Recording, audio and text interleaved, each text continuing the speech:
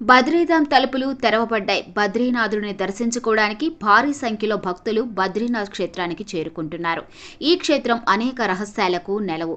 ఈ రోజు ఈ క్షేత్ర విశిష్టత గురించి తెలుసుకుందాం. బద్రీనాథ్ బాబా దర్శనం కోసం ఆలయ తలుపులు తెరుచుకున్నాయి. బద్రీనాథ్ హిందూ పురాణాల్లో బద్రీ లేక బద్రికాశ్రమంగా వర్ణించబడింది. ముఖ్యమైన వైష్ణవ పుణ్యక్షేత్రాలలో ఒకటి. నరనారాయణులు ఆశ్రమ జీవితం గడిపిన ప్రదేశం. మీరు ఇక్కడికి వెళ్లాలని ఆలోచిస్తున్నట్లయితే ఈ నారాయణ్ణి ఆలయానికి సంబంధించిన ఈ విషయాలను గురించి తెలుసుకోండి.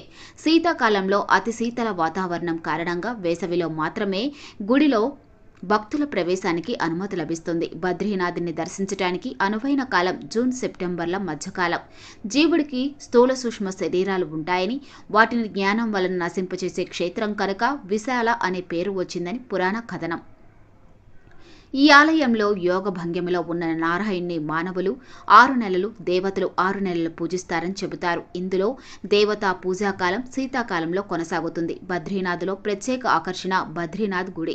పురాణ కథనం అనుసరించి క్రీస్తు శకం 8వ శతాబ్దంలో ఆదిశంకరాచార్యులు అలకనంద నదీ తీరంలో లభించిన శాలిగ్రామ శిల్పాన్ని తప్తకుండ్ వేడినీటి చలమ సమీపంలో ప్రతిష్ఠించి అక్కడ ఒక గుడి నిర్మించాడు.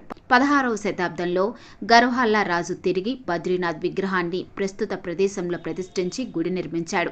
బద్రీ క్షేత్రంతో సమానమైన క్షేత్రం ముల్లోకాల్లో లేదని స్కంద పురాణం చెబుతుంది. ఇది విష్ణు క్షేత్రం. విష్ణువు ఏ క్షేత్రం విడిచినా ఈ క్షేత్రం విడవడని ప్రతీతి. వారణాసిలో 60,000 సంవత్సరాలు యోగాభ్యాసం చేసిన ఫలం ఈ ఆలయ దర్శనం మాత్రంచే కలుగుతుందని పురాణ కథనం.